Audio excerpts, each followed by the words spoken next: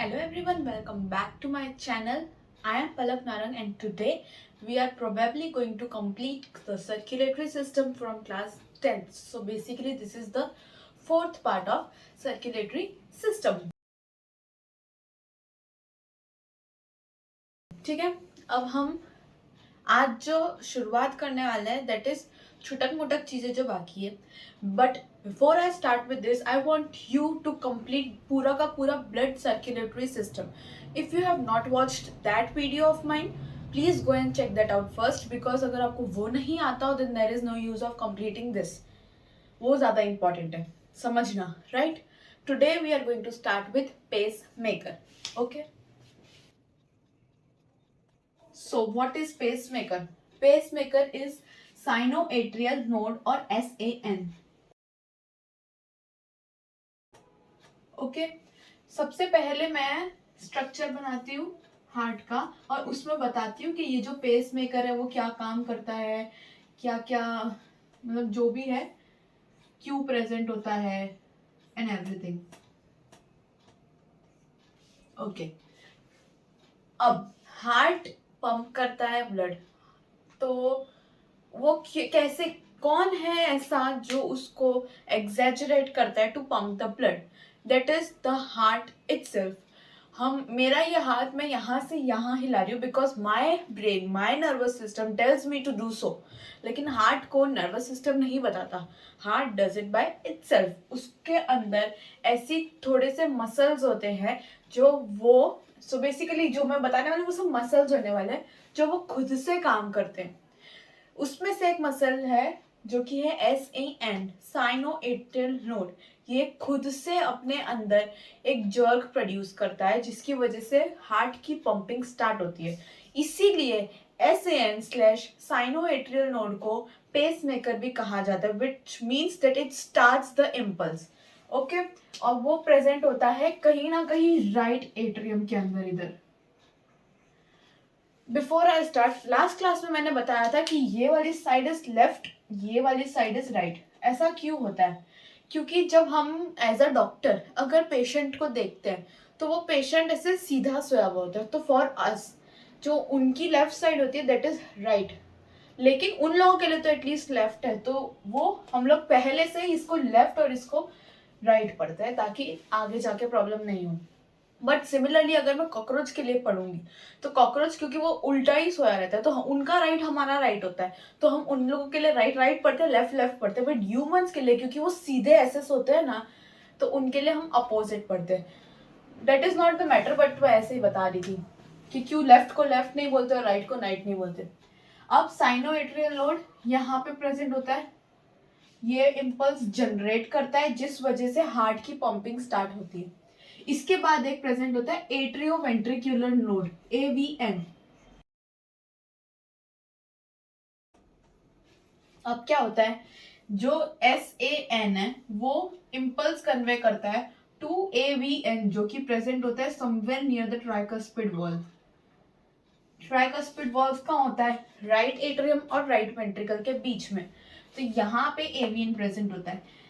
SAN AVN को impulse देता है कि अब तू कॉन्ट्रैक्ट करवा हार्ट को. तो बेसिकली पहले पेस मेकर एट्रियम को कॉन्ट्रैक्ट कराएगा, फिर सिग्नल जाएगा AVN को और वो फर्दर सिग्नल भेजेगा जिससे वेंट्रिकल कॉन्ट्रैक्ट होगा. AVN किसको सिग्नल भेजेगा? Bundle of his slash bundle of HIS. कुछ लोग इसको हिस बोलते हैं, कुछ लोग इसको HIS बोलते हैं. तो वो पूरा यहाँ पे इंटर वेंट्रिकुलर सेप्टम में प्रेजेंट होता है. इधर ये रहा बंडल ऑफ हिस.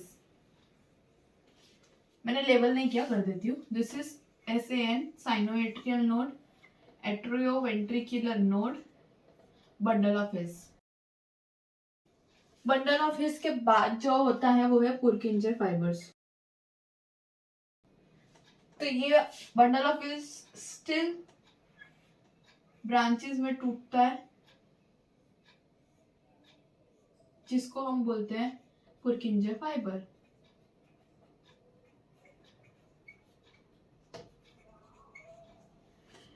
कुछ नहीं, खाली ये इतना बताना चाह रहा है कि हार्ट खुद से कॉन्ट्रैक्शन करता है, उसको नर्वस सिस्टम की कोई जरूरत नहीं होती, तो वो खुद से कैसे कॉन्ट्रैक्शन करता है, उसके अंदर कुछ ऐसे मसल्स प्रेजेंट होते हैं जो पेस मेकर की तरह काम करते हैं और आगे आगे इम्पल्स को बढ़ाते जाते हैं। जैसे कि एसएन पेस मेकर है, वो फिर इम्पल्स क्रिएट करेगा, एवीएन को देगा, जब तक एसएन को इम्पल्स करेगा तब तक एट्रियम जो है वो कॉन्ट्रैक्ट हो जाएगा, उसके बाद एवीएन को इम्पल्स जाएगा, बंडल ऑफ को जाएगा, पर्किंजे फाइबर्स को जाएगा, तब वेंट्रिकल्स कॉन्ट्रैक्ट करेंगे और इसी तरीके से ब्लड आगे आगे पंप होता जाएगा। तो इन शॉर्ट हार्ट खुद से चलता रहता है, उसको नर्वस सिस्टम की जरूरत नहीं है। हालांकि थोड़ा बहुत ऐसा नर्वस सिस्टम रिलेटेड है हार्ट से, लेकिन पंप करना जो शुरुआत होती है वो पेस मेकर से होती है, जो कि है साइनो एट्रियल नोड। अब कभी ऐसा होता है कि पेस मेकर हमारी बॉडी का खराब हो जाता है, अगर एसएन किसी कारण की वजह से वर्क नहीं करता तो हमारे अंदर आर्टिफिशियल पेस मेकर इंट्रोड्यूस किया जाता है, जिससे इम्पल्स जारी रहती है और वो इन शॉर्ट इम्पल्स एसएन नहीं होगा तो इम्पल्स स्टार्ट कौन करेगा, इसलिए आर्टिफिशियल पेस मेकर लगाना पड़ता है जिसकी वजह से इम्पल्स स्टार्ट हो। बाकी आगे का काम तो एवीएन बंडल ऑफ पुरकिंजे फाइबर्स तो कर ही रहे हैं, तो उसकी प्रॉब्लम नहीं है, प्रॉब्लम सिर्फ पेस मेकर की होती है। ठीक है, तो ये कंप्लीट हुआ हमारा पेस मेकर। अब हम नेक्स्ट स्टार्ट करने वाले हैं कि कौन कौन सी ब्लड वेसल्स होती है सर्कुलेटरी सिस्टम के अंदर। पहले ही मैंने बताया था 3 ब्लड वेसल्स होती है, आर्टरीज, कैपिलरीज, वेन्स। और इसकी आर्टरी और वेन की अगर मैं आपसे डेफिनेशन पूछूं तो मैक्सिमम लोग क्या बताएंगे, आर्टरी वो जो ऑक्सीजनेटेड ब्लड कैरी करती है, वेन्स जो डीऑक्सीजनेटेड ब्लड कैरी करती है। अगर आप ये सोच रहे हैं तो बहुत बढ़िया है, क्योंकि ये बिल्कुल गलत है, ऐसा नहीं है। इसकी डेफिनेशन मैंने लास्ट क्लास में बताई थी, डेफिनेशन मैंने मेंशन नहीं किया था लेकिन मैं इसकी डेफिनेशन बता चुकी हूँ। आर्टरीज वो होती है जो हार्ट से ब्लड वेसल निकलती है, ब्लड को हार्ट से कहीं और लेके जाती है। वेन्स जो होती है वो हार्ट के अंदर घुसती है, यानी ब्लड को हार्ट के अंदर लेके आती है। अगर आप ऐसा सोचोगे कि आर्टरी ऑक्सीजनेटेड ब्लड कैरी करती है तो फिर पल्मोनरी आर्टरी वो तो डीऑक्सीजनेटेड ब्लड कैरी करती है जो लंग्स के पास जाता है। पल्मोनरी वेन वो तो ऑक्सीजनेटेड ब्लड कैरी करती है, इसलिए वो वाली डेफिनेशन गलत है। डेफिनेशन वो होती है जो यूनिवर्सली अप्लाई की जाती है, उसमें कोई एक्सेप्शन नहीं होते। इसलिए आर्टरी की डेफिनेशन जो हार्ट से बाहर निकल रहा है, वेन्स की डेफिनेशन जो हार्ट के अंदर जा रहा है ब्लड वेसल, वो वेन्स होती है। ये आर्टरीज और वेन्स की डेफिनेशन है। अब वो दोनों के बीच में जो भी डिफरेंस है, कैसे उसका स्ट्रक्चर होता है, ये हम लोग डिफरेंस के फॉर्म में करेंगे। टेक्स्ट बुक में पॉइंट्स में भी दिया हुआ है, डिफरेंस में भी दिया हुआ है, मैं पूरा डिफरेंस बता देती हूँ।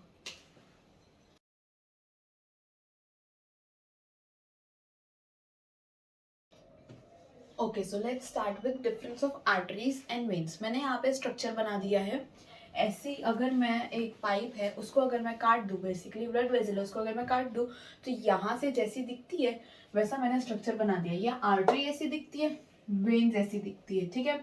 इसकी जो आउटर लेयर होती है दोनों की, उसको हम बोलते हैं ट्यूनिका एक्सटर्ना। एक्सटर्ना मतलब बाहर की लेयर। ये कनेक्टिव टिश्यू की बनी होती है। बीच की जो सेंटर होती है वो मिडल लेयर होती है, वो स्मूथ टिश्यू होती है। सबसे अंदर वाली जो लेयर होती है वो ट्यूनिका इंटरना होती है, जिसको हम एंडोथीलियम भी बोलते हैं। अब ये एंडोथीलियम स्मूथ और कनेक्टिव ये सब क्या होता है, ये एक type of group of cells होते हैं। जैसे कि एंडोथीलियम है, एंडोथीलियम ऐसी सेल्स होती है जो पतली पतली होती है, जिसके कोई सपोर्ट बेसमेंट मेम्ब्रेन नहीं होता, तो बस अलग अलग टाइप की होती है। कनेक्टिव टिश्यू ऐसा होता है जिसके अंदर बहुत सारे फाइबर्स होते हैं, वो आपको इंपॉर्टेंट नहीं है, बस आपको ये समझ लो कि सेल्स अलग अलग तरीके की होती है या टिश्यूज अलग अलग तरीके के होते हैं, जिनको कनेक्टिव स्मूथ एंडोथेलियम बोलते हैं। ये सेंटर है ना, ये एकदम होल है, यहाँ से ब्लड पास होता है। सिमिलरली इसमें भी यहाँ से ब्लड पास होता है और इसी को हम ल्यूमेन बोलते हैं। ल्यूमेन मतलब होल, ठीक है। अब अगर आर्टरी और वेन को अगर मैं डिस्टिंग्विश करूँ तो आर्टरी की जो वेसल होती है वो बहुत ज्यादा थिक होती है और वेन्स होती है वो होती है थिन, क्योंकि इसके अंदर प्रेशर ज्यादा बना रहता है, इसलिए इसकी ल्यूमेन कैसी होती है, थिन होती है या स्मॉल होती है, कुछ भी बोलो। ये इसकी ल्यूमेन लार्ज होती है। नेक्स्ट, इसके अंदर वॉल्स प्रेजेंट नहीं होते, उसके अंदर वॉल्स प्रेजेंट होते हैं, तो मैं लिख देती हूँ वॉल्स प्रेजेंट। इसके अंदर इसी वजह से back flow of blood prevent हो जाता है वाल्स वेन्स के अंदर, क्योंकि उसके अंदर वाल्स प्रेजेंट होते हैं। जैसे वाल्स मैंने आपको हार्ट के अंदर बताया था, वैसे सेम टू सेम वेन्स के अंदर होते हैं। नेक्स्ट, अगर आर्टरी देखिए, इनके अंदर वॉल्स प्रेजेंट नहीं होते, इनफैक्ट इनके अंदर एक प्रेशर क्रिएट हो जाता है। किस तरीके का प्रेशर क्रिएट होता है, जैसे ये एक पाइप है जो यहाँ से जा रही, यहाँ पे ब्लड है, एकदम जोर से प्रेशर क्रिएट होता है, यहाँ से अचानक फिर इधर आ जाता है, फिर इधर आ जाता है, ऐसे एक्सटेंड होती है। ये एकदम इलास्टिक होती है, ऐसे खुलती है, खुलती मतलब एक्चुअली नहीं खुलती, ऐसे पूरी एक्सटेंड हो जाती है। जैसे ये ब्लड है, यहाँ से नेक्स्ट सेकेंड पे इधर ब्लड होगा, उसके बाद इधर ब्लड होगा, ऐसे ब्लड इस तरीके से ट्रांसफर होता है। तो इसीलिए इसके अंदर मैं बोलूँगी प्रेशर क्रिएट होता है। ठीक है, ये इलास्टिक होती है क्योंकि उसको होने की जरूरत भी है, और ये नॉन इलास्टिक होती है। अगर मैं इसकी बात करूं तो एओर्टा है वो सबसे बड़ी होती है, वो टूटती है आर्टरी में, फर्दर आगे बढ़ के वो टूटती है आर्टीरियोल में, उसके बाद ये टूटती है कैपिलरीज में, कैपिलरीज टूटती है, बनती है एक्चुअली वेनियल में, और फिर वेन में, फिर वेना केवा में, ऐसा होता है। मतलब सबसे छोटी आर्टरी कौन सी, आर्टीरियल, सबसे छोटी वेन कौन सी, वेनियल। आर्टरी टूट के आर्टीरियल बनती है, वेनियल इकट्ठी होके वेन बनती है, सेंटर में हुआ कैपिलरीज। ठीक है, ये जो ब्लड वेसल्स होती है, जो आर्टरी होती है, वो हमारी बॉडी के अंदर डीप में प्रेजेंट होती है, अंदर अंदर स्किन के बहुत डीपर में प्रेजेंट होती है, और ये सुपरफिशियली प्रेजेंट होती है। ठीक है, ये सारे डिफरेंसेस हैं आर्टरीज और वेन्स के बारे में। ये मोटी होती है, ये पतली होती है, इसका ल्यूमन छोटा होता है, उसका ल्यूमन बड़ा होता है, इसके अंदर प्रेशर के थ्रू ब्लड फ्लो करता है, इसके अंदर वाल्स होते हैं जो बैक फ्लो प्रिवेंट करता है, ये इलास्टिक होती है, इसको एक्सटेंड होना होता है, इसकी नॉन इलास्टिक होती है, ये आर्टरी होती है आर्टीरियल में, वेन्यूल बनती है वेन में, ये सुपरफिशियली प्रेजेंट नहीं होती, डीपर होती है, और ये सुपरफिशियली प्रेजेंट होती है। ये डिफरेंस हो गया आर्टरी और वेन के बारे में। नेक्स्ट हम स्टार्ट करते हैं कैपिलरीज के बारे में, स्टार्ट करते हैं।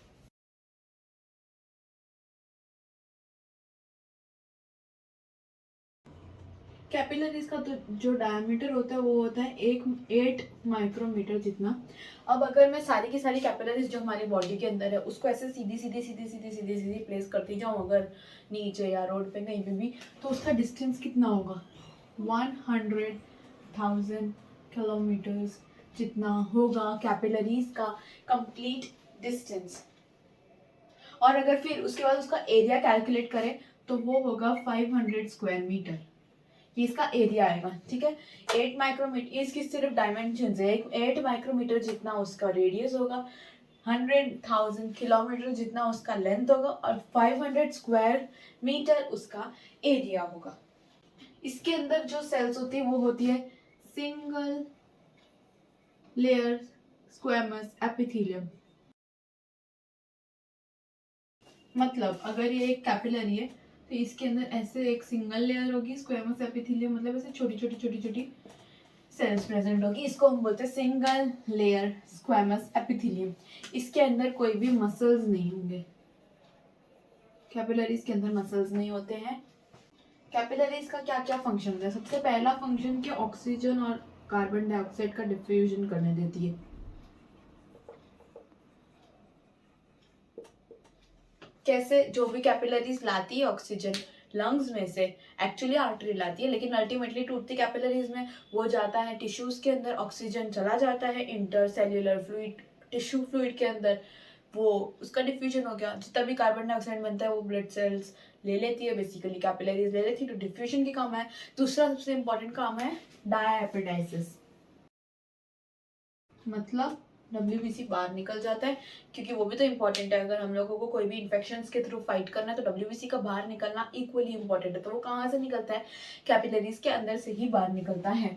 तो ये दो फंक्शन है इसका, एक तो ऑक्सीजन और कार्बन डाइऑक्साइड का डिफ्यूजन, और दूसरा है WBC बाहर निकलता है।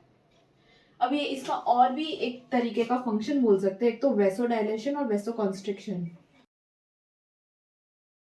ये क्या होता है, अगर हम लोग, आपने कभी नोटिस किया अगर हम बहुत ज्यादा धूप में जाते हैं, एकदम सीधा सन आपके फेस पे आ रहा होता है तो आपका फेस ऐसे पिंक टर्न हो जाता है, सन बर्न हो जाता है। क्यों ऐसा होता है, क्योंकि हमारे अंदर ब्लड फ्लो बहुत ज्यादा बढ़ जाता है। सिमिलरली जब कोल्ड होता है तो हमारा फेस ऐसे पेल ऐसे ब्लू कलर का टर्न होने लगता है, ऐसा बोलते हैं ना, क्योंकि वो ब्लड फ्लो कम हो जाता है। इसीलिए ये वो काम भी कैपिलरीज का ही होता है। इसके साथ कैपिलरीज, आर्टरीज, वेन सब कंप्लीट होता है। ये ब्लड वेसल्स है। नेक्स्ट हम स्टार्ट करते हैं आगे अगला टॉपिक।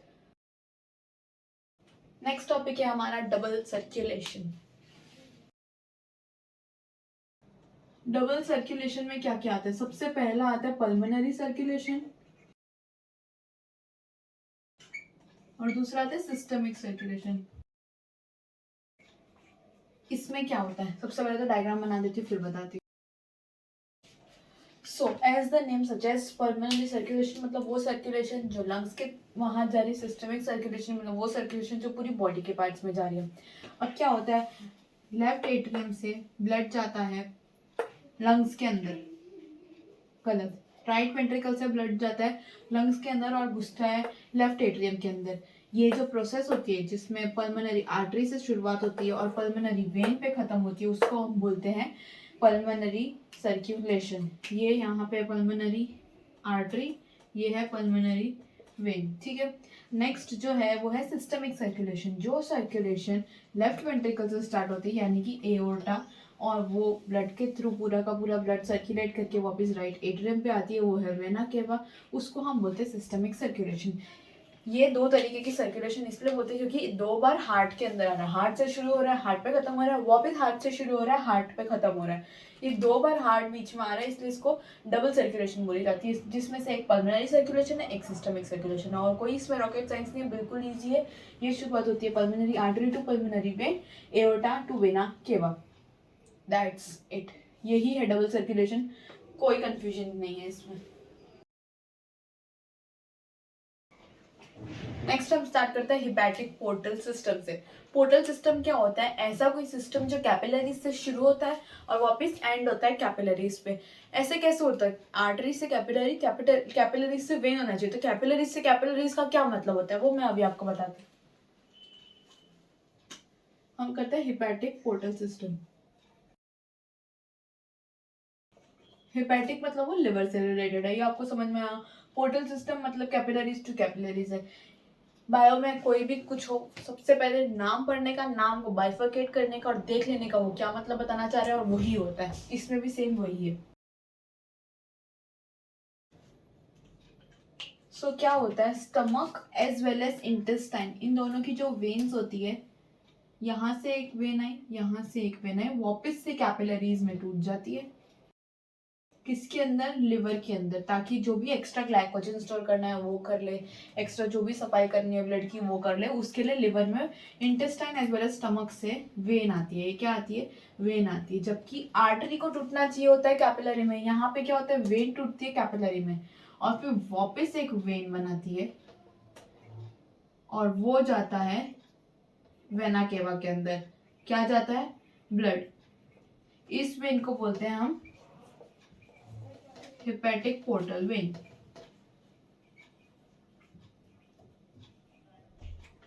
ठीक है, कुछ रॉकेट साइंस नहीं है। वेन से वेन वापस बन रहा है, बीच में कैपिलरीज टूट रही है, इसीलिए ये हेपेटिक पोर्टल वेन है। अगला टॉपिक अगर हम पढ़े तो वो है पल्स दिया हुआ है। पल्स क्या होता है कि आर्टरीज के थ्रू मेजर किया जाता है। जैसे कि हम हमारा ये वाला पार्ट जो होता है उसको मेजर करें, यहाँ पे अगर हम थंब रखें तो हमको पल्स मेजर हो पाती है, मतलब कितनी बार ब्लड जा रहा है। वो आर्टरीज में प्रेशर से बाहर जाता है, इसलिए वो फील हो पाता है। तो उससे अल्टीमेटली हम मेजर कर लेते हैं कि हमारी हार्ट बीट क्या है, तो वो मोटा मोटा वही सेम आ जाता है, क्योंकि आर्टरीज उतना ही ब्लड पंप करेगी ना जितना हार्ट देगी। तो बस वही, इससे हम पल्स मेजर कर लेते हैं। और ये आपने कितनी बार बचपन में किया भी होगा, इनफैक्ट अभी भी करते होगे। तो पल्स यही है। नेक्स्ट हम स्टार्ट करते हैं ब्लड प्रेशर से, ठीक है।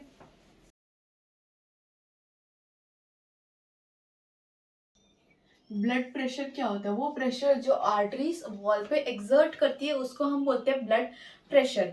अब दो टाइप का प्रेशर, दो तरीके से हम मेजर किया जाता है, एक सिस्टोलिक और एक डायस्टोलिक। सिस्टोलिक तब मेजर किया जाता है जब वेंट्रिकल्स क्या करते हैं? कॉन्ट्रैक्ट करते हैं। और डायस्टोलिक तब किया जाता है जब ये वेव पूरी कंप्लीट हो जाती है, ठीक है। सिस्टोलिक जब कंट्रैक्ट करते हैं तो उस टाइम पे प्रेशर अराउंड 100 to 140 जितना आना चाहिए। और ये होता है डायस्टोलिक, मतलब वेव कंप्लीट हो जाती है, वेंट्रिकल्स कॉन्ट्रैक्ट हो चुके हैं। तब क्या आना चाहिए, तब आना चाहिए 60 to 80 mm ऑफ Hg, ये प्रेशर आना चाहिए। अगर प्रेशर 140, 80 या 90 से ज्यादा हो तो इसका मतलब ये इंडिकेट करता है कि आपको हाइपरटेंशन है। हाइपरटेंशन को आसान भाषा में बोले, इसका मतलब ब्लड प्रेशर आपका ज्यादा है, बीपी हाई है। तो बस वही बेसिक चीज है ब्लड प्रेशर के बारे में जो सबको पता ही होती है। So the next topic that we are going to start with is tissue fluid. Before starting with that, मैं आपको बहुत बेसिक 3 टर्म समझाने वाली हूँ, वो समझाऊंगी तो टिश्यू फ्लूइड के बारे में थोड़ा इजी हो जाएगा। पहला इंट्रासेल्यूलर, दूसरा इंटरसेल्यूलर, एक और एक्स्ट्रा सेल्यूलर। इंट्रासेल्यूलर का मतलब एक ही सेल के अंदर, इंट्रा मतलब अंदर, सेल्यूलर मतलब cell.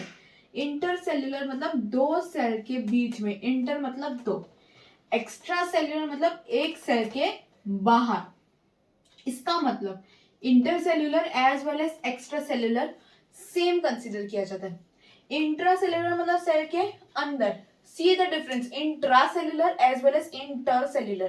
Intracellular means that the thing is happening inside the cell. Intercellular means the thing is happening between two cells or between more than two cells also. Extracellular means the thing is happening outside the cell. So what we do is intercellular as well as extracellular, we consider both of them same. Same thing हम tissue fluid में देखने जाने वाले हैं, उसमें intercellular slash extra cellular लिखा होगा तो बहुत कंफ्यूजन होती है कि इंटर है कि एक्स्ट्रा है। तो अब मैंने मतलब बता दिया, इंटर का meaning as well as extra का मीनिंग। इंटर मतलब between two cells as well as extra means outside the single cell, intra means inside that particular cell. Difference clear है? नेक्स्ट हम स्टार्ट करते हैं टिश्यू फ्लूइड के साथ।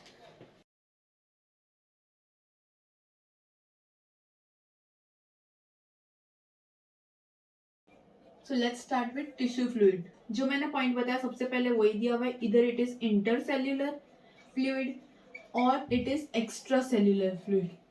Intercellular का मतलब दो सेल्स के बीच का fluid, either extra cellular means वो सेल के बाहर का फ्लूइड। ठीक है। सेकेंड थिंग, इसका सबसे मेन काम क्या होता है, ऑक्सीजन एंड कार्बन डाइऑक्साइड का डिफ्यूजन करना टिश्यू के अंदर। ठीक है, टिश्यू फ्लूइड के अंदर ऑक्सीजन और कार्बन डाइऑक्साइड का डिफ्यूजन बहुत इजीली हो जाता है। The third point is tissue fluid का कंपोजिशन क्या है, उसके अंदर होता है plasma as well as leucocytes. Tell me what is leucocytes? Leucocytes are WBC, white blood sales.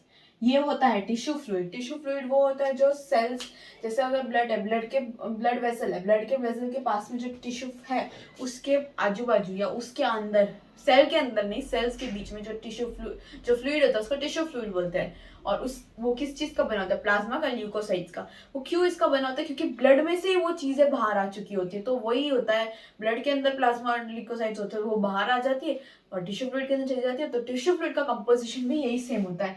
In fact lymph का भी कंपोजिशन सेम होता है। इसके बाद हम वही पढ़ने वाले हैं, लिम्फ।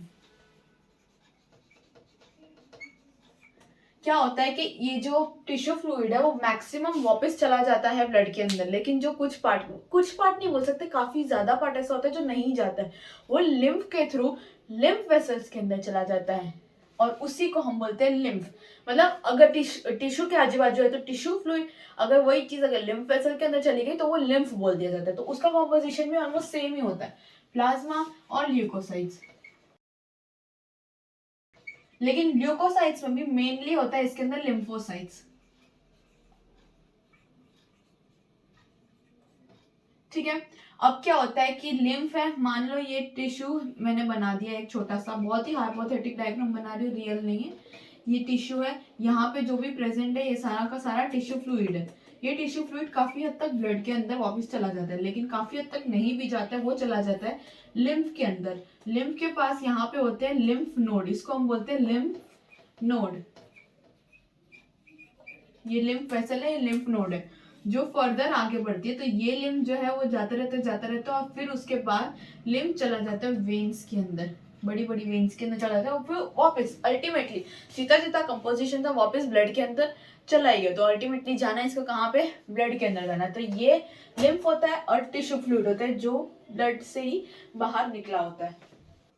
लिम्फ में ल्यूकोसाइट्स के अलावा जो नॉन सेल्यूलर पार्ट होता है वो वाटर होता है, जो कि होता है 94%, और जो 6% होता है उसके अंदर प्रोटीन्स, कार्ब्स, एंजाइम्स, ये सब चीजें आ जाती है, फैट्स, ये कंस्टिट्यूट करती है लिम्फ। नेक्स्ट हम पढ़ते हैं लिम्फ के फंक्शंस।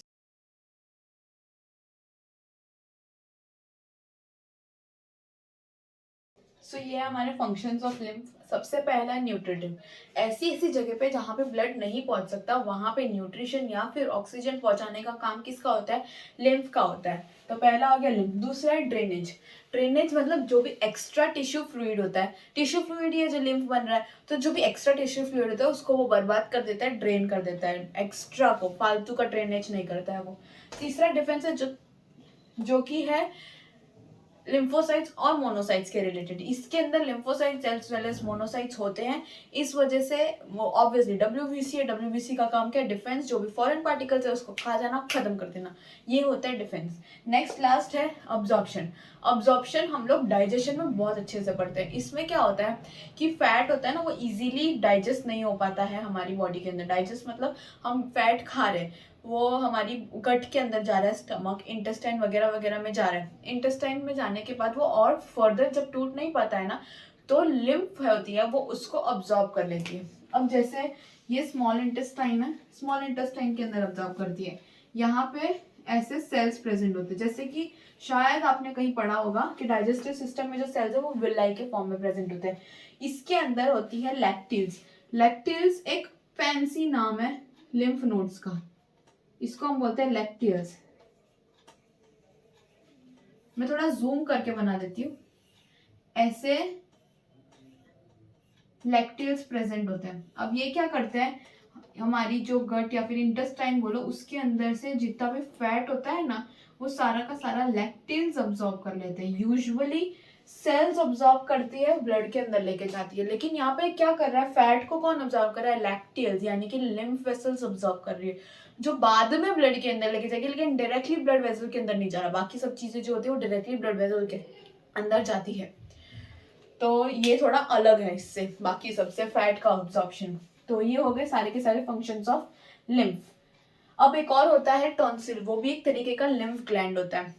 ठीक है, ये मेरे को एक एक्स्ट्रा पॉइंट बताना था लिम्फ के बारे में। अब जब भी हमारी स्वेलिंग होती है, कभी भी आर्मपिट में या ग्रोइन एरिया में स्वेलिंग होती है ना, तो ऐसा बहुत अजीब लगता है, लेकिन वो अच्छी बात है, स्वेलिंग हो रही है, मतलब रेगुलरली नहीं बट अच्छी बात है, क्योंकि हमारे अंदर जो बॉडी होती है वो इन्फेक्शंस को फाइट करती है, तभी वो स्वेलिंग होती है और वो पस की फॉर्मेशन होती है। तो इन शॉर्ट हमारी बॉडी फाइट कर सकती है इन्फेक्शन से, तो उस टाइम पे स्वेलिंग फॉर्मेशन होती है। अब हम लास्ट टॉपिक की तरफ बढ़ रहे हैं, that is spleen. The next topic that we are going to start is spleen. Spleen is a large lymphatic organ. ये भी एक टाइप का lymphatic organ ही है. This is more of reddish brown in color.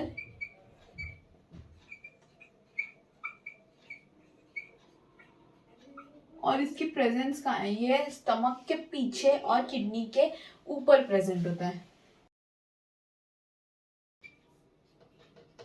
ये इसकी characteristics है। Next हम पढ़ने वाले हैं इसके स्प्लीन के फंक्शंस। सबसे पहला function, it is blood reservoir. Blood reservoir मतलब कि एक्स्ट्रा ब्लड है वो स्टोर करके रखता है। कभी भी हेमोरेज जैसी चीज हो जाती है तो उस टाइम पे है ना ब्लड एक्स्ट्रा चाहिए होता है, तो वो कहाँ से आता है, स्प्लीन से आता है। ठीक है, नेक्स्ट है इजी, पहले हो चुका है, प्रोड्यूस लिम्फोसाइट्स। लिम्फोसाइट्स यानी डब्ल्यूबीसी। कौन से डब्ल्यूबीसी, मैंने आपको ट्रिक के साथ बताए थे, आई गेस थर्ड लेक्चर में बताए थे।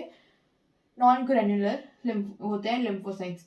अब दो पॉइंट जो अगले हैं वो आपको पता है, वो मैंने स्टार्टिंग में आरबीसी वाला फर्स्ट लेक्चर में ही बता दिए थे कि एक तो सबसे जो छोटे बच्चे होते हैं जैसे कि एम्ब्रियो है, उनके अंदर स्प्लीन ही फॉर्म करता है आरबीसी को, ठीक है। आरबीसी की फॉर्मेशन स्प्लीन के अंदर होती है, किसमें, एम्ब्रियो में, अडल्ट में नहीं। अडल्ट में क्या होता है कि आरबीसी डिस्ट्रॉय हो जाती है। कब डिस्ट्रॉय होती है, can you tell me the life span? RBC का लाइफ स्पेन होता है 120 डेज, उसके बाद वो डिस्ट्रॉय हो जाती है। तो किसके अंदर डिस्ट्रॉय होती है, स्प्लीन के अंदर डिस्ट्रॉय होती है।